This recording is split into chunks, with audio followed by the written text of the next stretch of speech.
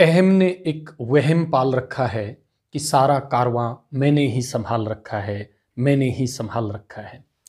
एक और बस इतनी सी बात समंदर को खल गई कि कागज की कश्ती मुझ पर कैसे चल गई। जी हाँ, ये ईगो, ये डिक्टेटरशिप, ये पावर, ये ऑटोनॉमी, ये सारा आज के खास वीडियो में आपके सामने डिस्कस करेंगे, जिसका टॉपिक रहेगा मध्यकालीन यूरोप या सामंतवाद या तीन वर्ग। मतलब ऐसा क्या सामाजिक, आर्थिक, राजनीतिक, धार्मिक दशा थी मध्यकालीन यूरोप की कि ये सारी चीज़ें इस पूरी वीडियो में हम कवर करेंगे।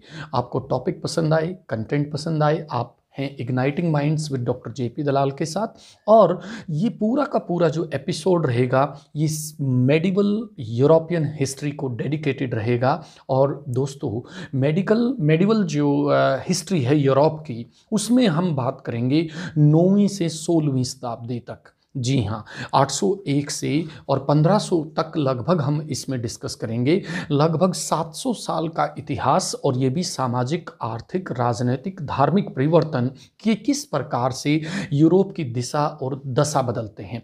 दोस्तों, इग्नाइटिंग माइंड्स में आप इस तरह के टॉपिक्स लगातार देखते रहते हैं, और आज हम जो बात कर रहे हैं वो है मध्यकालीन यूरोप के तीन वर्ग।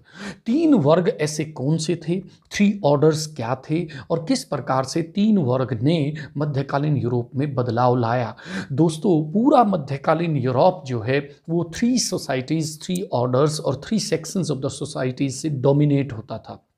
इस तीन वर्ग में सबसे जो ऊपर था वो था पादरी। पादरी वर्ग मीन्स चर्च से रिलेटेड जो लोग थे।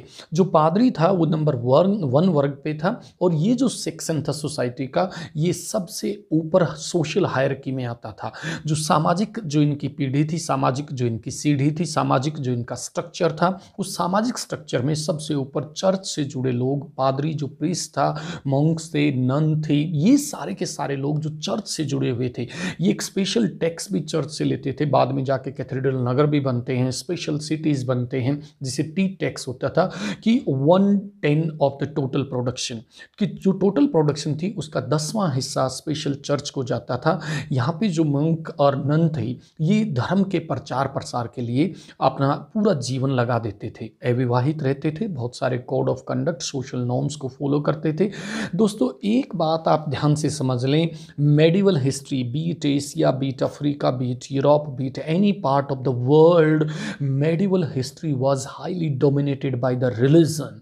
और जब हम रिलीजन की बात करते हैं तो हम दिल की बात करते हैं, और जब हम साइंस की बात करते हैं तो हम दिमाग की बात करते हैं। इस बात को समझें कि जो रिलीजन है, धर्म है, वो लोगों के जीवन पे बिल्कुल एक किस्म से आप ये कह सकते हैं टोटल कंट्रोल इसको कहेंगे। हालांकि कुछ हिस्टोरियन इसको कहते हैं कि it was a blind age, but no, I don't agree with that. यहाँ पे भी डेवलपमेंट होती है, और आज हम उन्हीं डेवलपमेंट्स की बात करेंगे।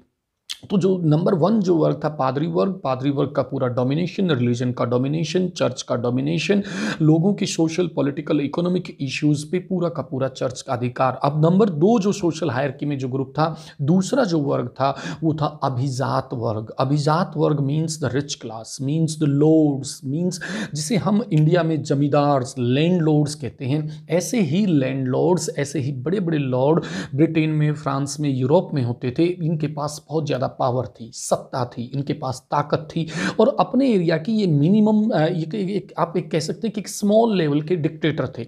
इनका जितना भी एरिया था, 5 गांव, 7 गांव, 10 गांव, हजारों एकड़ जमीन, उसके ऊपर यहाँ पे सारे कानून इनके हिसाब से चलते थे। और जो लॉर्ड था वो यहाँ का एक मिनी राजा जिसे हम कह सकते हैं, एक स्मॉल किंग यहाँ पे था।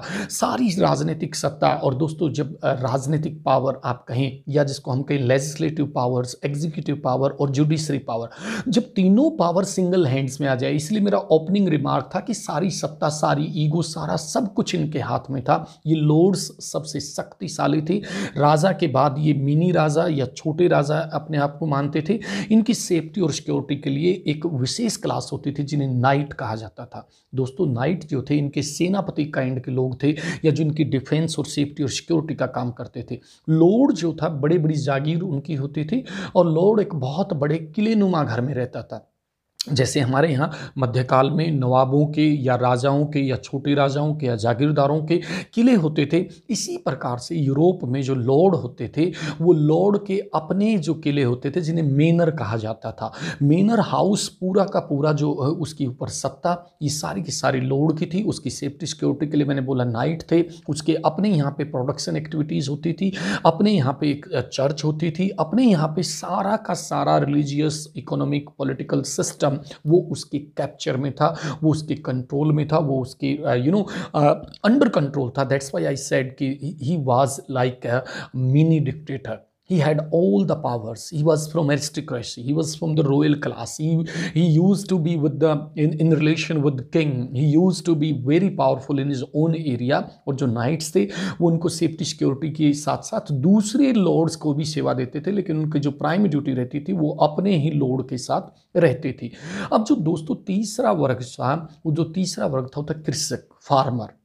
लगभग पूरी दुनिया में ऐसी सी ही सोशल हायरार्की रही है। भारत में वर्ण सिस्टम था, उसी समय अफ्रीका में, एशिया में, यूरोप में अगर आप कंपैरिजन करेंगे near about similar structure was going on through out the world. And the third पायदान जिसको हम कहेंगे, तीसरा जो सोशल हायरार्की का सिस्टम था या ऑर्डर था या जो तीसरा वर्ग था वो था कृषक।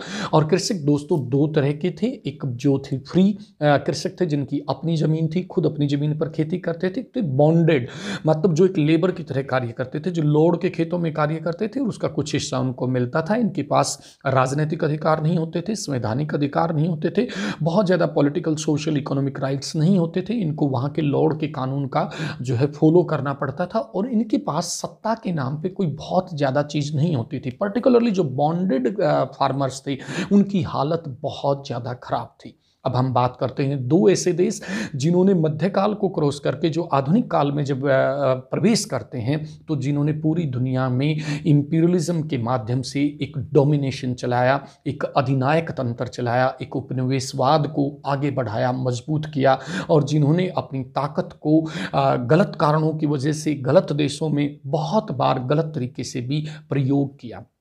जी हाँ, इंग्लैंड और फ्रांस की हम बात कर रहे हैं। इंग्लैंड जिसे एंजल लैंड से निकल के आता है, इसे ब्रिटेन के नाम से भी जाना जाता है, यूनाइटेड किंगडम के नाम से भी जाना जाता है। Britain, England, UK basically originated from angel land. English लोग यहाँ पे रहते थे, इंग्लिश वाज द कल्चर। और ये जो इंग्लैंड है 11वीं शताब्दी में इस पूरे रीजन में एक बड़ा मौसम में बदलाव आता है दोस्तों। Due to this environmental change, due to change in the weather, अब हल्की सी गर्मी शुरू होती है। गर्मी का मतलब दोस्तों भारत की गर्मी से नहीं है, गर्मी का मतलब है कि वहाँ पे जो माइनस में टेम्परेचर रहता था अब वो थोड़ा सा बढ़ता है। जैसे ही टेम्परेचर बढ़ता है, नॉर्मल होता है या हल्का सा गर्म होता है, तो जो प्रोडक्शन एक्टिविटीज़ हैं एग्रीकल्चर में एज अ होल वो बढ़ती हैं, पॉपुलेशन बढ़ती है। जैसे ही जनसंख्या बढ़ेगी, आप सबको पता है जनसंख्या बढ़ेगी तो नीड बढ़ेगी, रिक्वायरमेंट बढ़ेगी, नीड बढ़ेगी तो नए प्रोडक्शन होंगे, नए कार्य करने पड़ेंगे। नई ज़मीन को जो है वो अंडर कल्टिवेशन लाया गया और यहाँ पे हज़ारों एकड़ जो फार्म लैंड थी या जो वन का एरिया था, फॉरेस्ट लैंड थी, उसको लैंड इंक्लोजर के तहत उसको ज़मीन को बोया गया और जोता गया और नई प्रोडक्शन बढ़ाने के लिए उस ज़मीन को यूटिलाइज किया गया। तो मौसम में बदलाव आया तो कृषि में बदलाव आया और कृषि में बदलाव आया तो कृषि के अंदर तकनीक का प्रयोग होने लगा। अब वो जो है जो पहले लकड़ी के हल थे उसकी जगह लोहे के हल आए, खाद का प्रयोग हुआ, अदल बदल कर फसल बोने का एक रिवाज शुरू हुआ, इससे प्रोडक्शन बढ़ी, धरती की उर्वरा शक्ति बढ़ी और ओवरऑल इन चेंजेस से जो है रिचनेस एग्रीकल्चर फील्ड में आती है। और जब जब रिचनेस एग्रीकल्चर फील्ड में आती है इसका पूरे समाज पर प्रभाव पड़ता है दोस्तों। इसी के साथ फ्रांस था। फ्रांस बेसिकली एक जर्मन जनजाति थी जिसे फ्रैंक बोलते थे। फ्रैंक लोगों ने गॉल का जो एक एरिया था, गॉल रीजन जो था, उसको अपना नाम दिया और ये फ्रांस कहलाया। और फ्रांस जो है इस्टेब्लिश हुआ फ्रैंक पीपल के द्वारा जो जर्मनी के थे। और फ्रांस में भी ये जो फ्यूडलिज्म है सेम सिस्टम आया।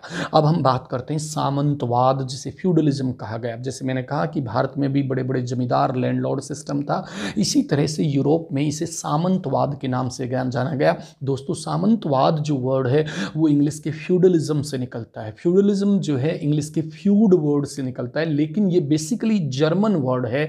फ्यूडलिज्म, फ्यूड एंड फ्यूड निकलता है फीफ से, FIEF, fief means small part of land, जमीन का एक छोटा सा टुकड़ा, भूमि का एक छोटा सा टुकड़ा। इसका मतलब जो जमीन से संबंधित means feudalism is a system where the entire land of the entire nation was divided into few lords, and these lords were leading in ecstasy. These lords used to have all the powers, all the rights, और इसे feudalism कहा गया, सामंतवाद कहा गया। अब दोस्तों Britain, France, सामंतवाद आ गया, agriculture अच्छी चल रही है, सब कुछ बढ़िया चल रहा है, और 11वीं से 14वीं शताब्दी तक लगातार यहाँ पे प्रोग्रेस होती है, इनकी पावर बढ़ती है, इनका प्रोडक्शन बढ़ता है, इनकी पॉपुलेशन बढ़ती है, रिचनेस बढ़ती है, इकोनॉमिक एक्टिविटीज बढ़ती हैं, इन सब से overall graph Britain and France का बढ़ता है। अब आता है क्लाइमैक्स। अब 14वीं शताब्दी में फिर से बड़े चेंज आते हैं, और इसे 14वीं शताब्दी का संकट भी कहा जाता है। 14th century crisis, dear friends, 14th century crisis came with 3 reasons. 3 problem ऐसी आई जिसकी वजह से 14वीं शताब्दी का संकट आया। सबसे पहले तो वेदर फिर से बदल गया, अब कोल्ड वेदर फिर से हो गया, बहुत ज़्यादा ठंडा मौसम हो गया। जैसे ही ठंडा मौसम हुआ, प्रोडक्शन डाउन आया, पॉपुलेशन कम हुई, और बहुत सारे अलग इश्यूज आए। तो एक सेटबैक, एक प्रॉब्लम, एक रोड ब्लॉक 14वीं शताब्दी में आता है कि एक मौसम में बदलाव आता है। फिर जो चांदी की खानें थी सर्बिया में, ऑस्ट्रिया में, हंगरी में, ये जो चांदी की खानें थे, यहाँ के प्रोडक्शन पे भी फर्क पड़ा। जो इंटरनेशनल ट्रेड इनका होता था, या जो नेशनल ट्रेड होता था, या जो चांदी से जो व्यापार करते थे, उस पर बहुत ज़्यादा प्रभाव पड़ा, जिसकी वजह से इनकी आर्थिक गतिविधियाँ चेक हो गई, प्रोडक्शन कम हो गया, आर्थिक गतिविधियाँ कम हो गई। तो बट नेचुरल है, ओवरऑल डाउनफॉल होगा। अब तीसरा रीजन आता है दोस्तों, यहाँ पे एक महामारी, बिकॉज हमने, आप सबने कोरोना का दौर देखा है, कोविड का दौर देखा है, ऐसी सी एक बीमारी थी प्लेग। इस प्लेग ने यूरोप की पॉपुलेशन को बहुत ज़बरदस्त तरीके से हॉल्ट किया और यहाँ की डेवलपमेंट को चेक कर दिया। और दोस्तों 20% जो जनसंख्या थी वो बहुत सारे क्षेत्र में ख़त्म हो गई, और कुछ क्षेत्र में तो 40% तक, मतलब हर 100 में से 40 आदमी मारे गए। तो आप इमेजिन कर सकते हैं कि वो चाहे मवेशी हैं या ह्यूमन पॉपुलेशन है, it was a huge change and this was a big loss to these countries, and that's why overall economy came down. 14वीं सदी के संकट ने इनको हिला दिया, और जैसे ही ये इनकी इकोनॉमी हिली, एक सामाजिक असंतोष आया। दोस्तों जब जब प्रॉब्लम आती हैं देश में, प्रदेश में, महाद्वीप में, पूरी दुनिया में, तब वो जो तत्कालीन सरकारें होती हैं या तत्कालीन जो पावरफुल लोग होते हैं, उन्हीं को जिम्मेदार माना जाता है, और समाज में बहुत बड़े लेवल पे असंतोष फैला। इस सामाजिक असंतोष ने राजनीतिक बदलाव ला दिया। ब्रिटेन में, फ्रांस में, यूरोप के बहुत सारे देशों में बहुत बड़े बदलाव आए। लेकिन साथ साथ एक बात जरूर समझने की है कि इसके बाद एक चौथा वर्ग और आता है। जिससे मैंने कहा कि पूरी थीम हमारी 3 वर्ग पे थी, लेकिन एक चौथा वर्ग आ जाता है। Due to urbanisation, due to development, new cities came into existence. जो चौथा वर्ग था वो वही था नए नगर और नगरवासी। इनके अलग टेस्ट थे, इनके अलग आइडियाज थे। हम किसी और वीडियो में डिस्कस करेंगे कि वो क्या करते थे, क्या नहीं करते थे। तो जो चौथा वर्ग था वो बेसिकली नए नगर और नगरवासी थे अर्बनाइजेशन की वजह से। अब एक क्विक रिव्यू में आपको बता देता हूं कि सामंतवाद यूरोप में आया, मध्यकाल में आया, 9वीं से 16वीं शताब्दी में ये पीक पे गया, राइज एंड फॉल देखा, 11वीं शताब्दी में बदलाव आया, 14वीं में फिर बदलाव आया मौसम में। ओवरऑल 3 वर्ग जो थे वो रहे, पादरी रहा, अभिजात वर्ग रहा, और कृषक 2 तरह के रहे। चौथा वर्ग आया, वो नए नगरवासी आए। इंग्लैंड फ्रांस की ये पूरी कहानी है। और दोस्तों 9वीं से 16वीं शताब्दी के बाद अगर बात करें, हम 16वीं शताब्दी के बाद भी बात करें, तो ब्रिटेन और फ्रांस ने दे dominated the world. These both the countries they dominated the world. और इनके बारे में अगर मैं ये कहूँ और अपनी वाणी को विराम दूँ कि ज़िंदगी है तो ख्वाब है, और ख्वाब है तो मंजिलें हैं, मंजिलें हैं तो रास्ते हैं, रास्ते हैं तो मुश्किलें हैं, मुश्किलें हैं तो हिम्मत है, और हिम्मत है तो सफलता है। और फिर इनकी सफलता, ब्रिटेन और फ्रांस की सफलता की उड़ान थी, और इनकी पूरी दुनिया में अलग पहचान थी, अलग पहचान थी। थैंक यू दोस्तों।